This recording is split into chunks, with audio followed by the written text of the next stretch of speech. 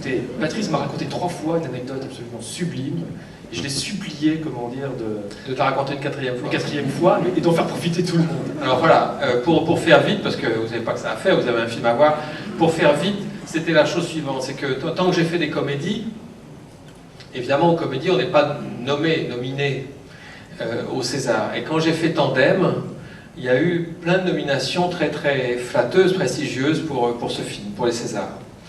Et donc on y va parce que, entre autres, Jean Rochefort et Gérard Jugnot étaient nominés comme meilleurs acteurs, et on va au César, et puis les Césars, mais on n'en a pas eu un, à part l'affiche, ça fait une belle jambe. Et lorsqu'on s'est relevé après les cérémonies, et moi j'en avais un petit peu gros sur la patate parce que je me faisais une joie de ça, enfin, une récompense c'est toujours agréable quand même, hein. Et Jean Rochefort se relève de son siège, et au lieu de me dire « bon, c'est pas grave, on aime bien ce film » ou je sais pas quoi, il laisse tomber d'une manière très laconique, avec sa voix inimitable, il me dit simplement « tout de même, quelle branlée ». Alors, moi je suis allé noyer mon chagrin dans le champagne du Fouquet's, qui est délicieux. Au Fouquet's, de toute façon, après les Césars, on ne fait que boire du champagne. Parce que soit on a eu un César et ça s'arrose, soit on l'a pas eu et on essaye d'oublier. De toute façon. Et quelque temps après, c'est-à-dire 1 an après, on a fait Le mari de la coiffeuse, qui a eu également un certain nombre de nominations très plaisantes. Et je passe un coup de fil à Jean Rochefort et je lui dis « écoute, je suis très heureux que Le mari de la coiffeuse soit à nouveau nominé, enfin qu'on ait à nouveau des nominations pour un film qu'on a fait ensemble, et lui aussi était nominé comme meilleur acteur.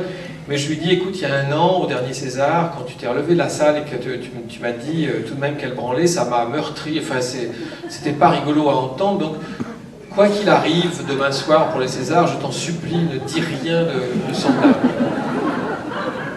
Il me dit, je te le promets. La cérémonie se déroule et Jean Rochefort était assis devant moi, un peu 3 fauteuils devant, enfin comme ça. Et César après César, tous les Césars auxquels on pouvait prétendre, ça passe à un autre. Ça a dit c'était l'année de Cyrano de Rapneau, donc c'était justice. Et après chaque César qu'on n'avait pas, Jean Rochefort se retournait vers moi et, en silence, me faisait.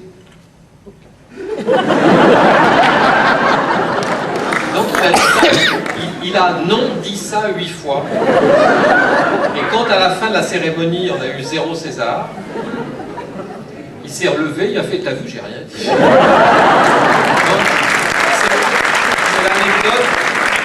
Donc, c'est l'anecdote préférée de Stéphane. Il voulait que je la lui raconte une 4e fois. Il l'a eu. Pardon, vous aussi.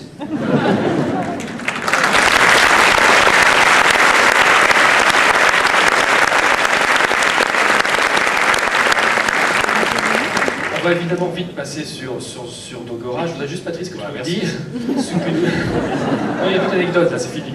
Non, que tu nous dises quel effet ça te fait d'être mise en œuvre dans un festival qui tourne dans le pôle la raison d'être même et la musique pour le cinéma. Alors, quand j'ai appris, il y a 5 ans maintenant, que le festival d'Auxerre existait, j'ai trouvé que c'était un concept de festival absolument magnifique, indispensable. C'est mieux qu'utile, c'est indispensable. Auxerre est indispensable. Parce que moi j'ai toujours adoré la musique dans les films, et si je devais faire un film sans musique, je préférais ne pas faire le film. La musique dans les films que j'ai fait, la musique en général, c'est une affaire vraiment très très importante. Et donc je me disais, comme je suis très passionné de musique dans les films, dans mes films, un jour ou l'autre, j'aimerais bien venir à Auxerre. J'en avais vraiment envie, quoi. Et il fallait attendre la jolie occasion. Et la super jolie occasion, c'est manifestement ce film-là, parce que